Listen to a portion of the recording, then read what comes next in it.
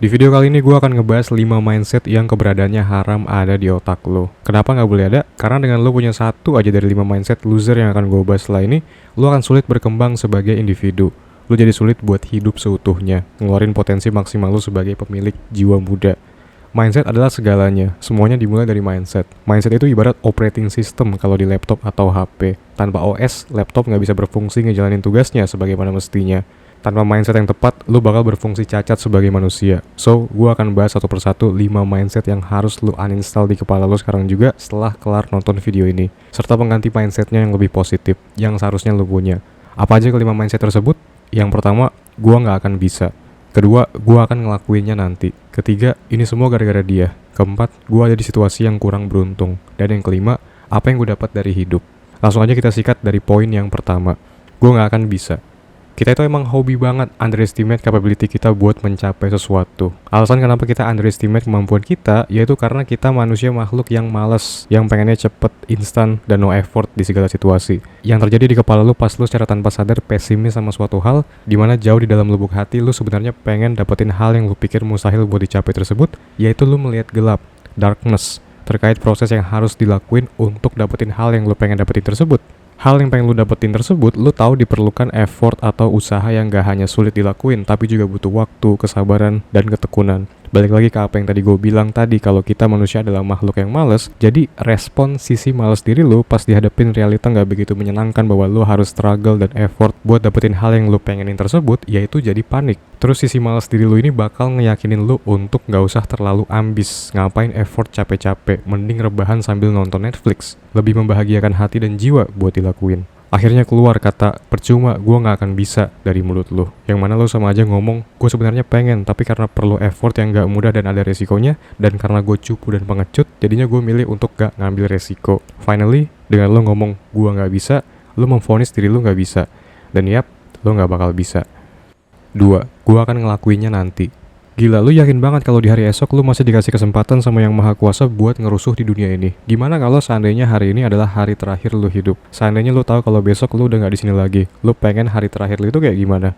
Menunda-nunda menurut gua adalah kebiasaan yang useless ada di hidup lu. Pas lu nunda, lu dibutakan sama ilusi seolah-olah masa depan itu ada di genggaman lu. Padahal realitanya, seperti yang Eckhart Tolle bilang dalam buku The Power of Now-nya, yang kamu punya hanyalah momen saat ini. Tidak pernah ada momen di hidup kamu yang bukan momen saat ini. Kenapa lo milih buat ngelakuinnya nanti? Apa bedanya nanti sama sekarang? Keuntungan apa yang lo dapetin dengan ngelakuinnya nanti? Kenapa nggak ngelakuin sekarang aja? Biar keuntungannya lo dapetin sekarang juga. Kenapa harus nanti? Apa gara-gara lo cupu pengen leha-leha nyantai dulu karena lebih asik buat dilakuin daripada ngerjain hal penting yang seharusnya lo lakuin? Ingat, waktu terus berjalan. Lakuin sekarang juga. Buktiin kalau diri lo itu tangguh. 3. Ini semua gara-gara dia. Penyebab kenapa lo ngalamin kejadian buruk yang menimpa lo itu bukan gara-gara dia, atau bokap lo, atau tetangga kosan lo, atau ketua RT tempat tinggal lo, atau anggota DPR yang lagi duduk di Senayan. Satu-satunya manusia di jagat raya ini yang harus lo salahin karena udah bikin lo menderita, yaitu diri lo sendiri. Segala hal di luar diri lo mustahil lo kontrol. Mereka bergerak atas keinginan dan instingnya sendiri. Apapun yang orang lain lakuin, lo harus ngerti ini. Pasti selalu didasarin sama motif buat keuntungan dirinya sendiri. Marcus Aurelius, role model favorit gue sepanjang masa yang hidupnya sekitar 2000-an tahun lalu mimpin kekaisaran terkuat planet bumi pada masa itu, yaitu kekaisaran Romawi kuno, bilang gini, bersikaplah toleran ke orang lain, tapi strict ke diri sendiri. Ketika lo ngerti kalau orang lain pada dasarnya nggak ada sama sekali niat jahat ke lo, mereka cuma ngelakuin demi kebaikan dirinya sendiri, jadi gampang buat lo untuk nggak terjebak di victim mentality. Nyalahin orang lain atas kemalangan yang menimpa diri lo itu childish banget, tindakan yang sering dipertontonkan sama bocah di bawah 5 tahun. Jadi apa bedanya lo sama anak kecil kalau masih suka nyalahin orang atas ketidakberuntungan yang lagi lo alamin? Lo yang pegang kendali penuh terhadap apa yang terjadi sama diri lo, bukan orang lain. 4. Gue ada di situasi yang kurang beruntung. Kalau di poin sebelumnya yang lu jadiin kambing hitam karena menurut lu bikin hidup lu jadi bala adalah orang. Yang ini yang kita omongin sekarang bukan orang. Contohnya mungkin lu gak suka terlahir sebagai anak pertama karena harus ikut memikul beban tanggung jawab ngeringanin beban ortu karena punya adik yang banyak contohnya. Atau lu gak suka terlahir di kota tempat tinggal lu sekarang, pengennya terlahir di Jakarta, pengennya hidup di kota. Hal-hal kayak gini itu di luar kontrol lu juga. Jadi yang jadi bahaya itu, begitu lu terlarut sama penyesalan kenapa situasi gua kayak gini, lu akhirnya berubah jadi orang yang negatif, hopeless, madesu. Karena terlalu banyak ngeluh nyalahin keadaan. Emangnya dari lu ngeluhin situasi hidup yang lu alamin sekarang ini akan solve problem tersebut? Buang-buang waktu doang ini. Selama ini mindset lu udah keset negatif duluan. Jadi apapun yang lu lihat kesannya negatif. Lihat dari sisi positifnya, pasti ada.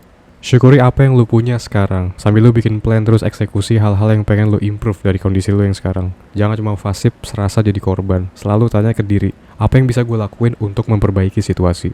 Terakhir, apa yang gue dapat dari hidup? Mindset terakhir menurut gue yang ngebikin lo jadi manusia pasif, loser, minim prestasi adalah mindset pengen dilayanin terus. Lo termakan sama ego, pride, ngelihat diri sendiri sebagai orang yang spesial, tapi dalam arti yang negatif, yang ngerasa berhak banget atas sesuatu. Lo jadinya menuntut, dan nuntutnya itu nyebelin, udah kayak anak kecil yang ngambek minta dibeliin balon. Jadi gini, tanpa aksi nggak bakal ada reaksi, tanpa sesuatu terjadi nggak bakal sesuatu lainnya terjadi, tanpa lo memberi sebelumnya, lo nggak berhak untuk menerima. Nabi Muhammad bahkan bersabda, tangan di atas lebih baik daripada tangan di bawah. Lo udah gede, gue bisa nebak mungkin udah di atas 18 tahun, udah menyandang title orang dewasa. So, udah sepatutnya sebagai orang dewasa, lo punya mindset yang dewasa juga. Daripada lo mikirin, apa nih yang bisa gue dapetin dari hidup, coba lo mikirnya dibalik, apa nih yang bisa gue kasih ke hidup.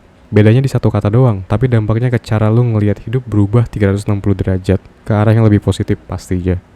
Saatnya kita recap apa yang udah kita bahas tadi. Jadi 5 mindset yang harus lo uninstall dari kepala lo sekarang juga, sekaligus 5 mindset positif penggantinya, yaitu gue gak akan bisa.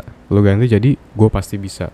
Gue akan ngelakuinnya nanti. Lo ganti jadi gue akan ngelakuinnya sekarang. Ini semua gara-gara dia. Jadi ini semua salah gue dan gue belajar. Gue ada di situasi yang kurang beruntung. Jadi apa yang gue lakuin untuk memperbaiki situasi. Terakhir, apa yang gue bisa dapat dari hidup. Jadi apa yang bisa gue kasih ke hidup. Terima kasih udah nonton.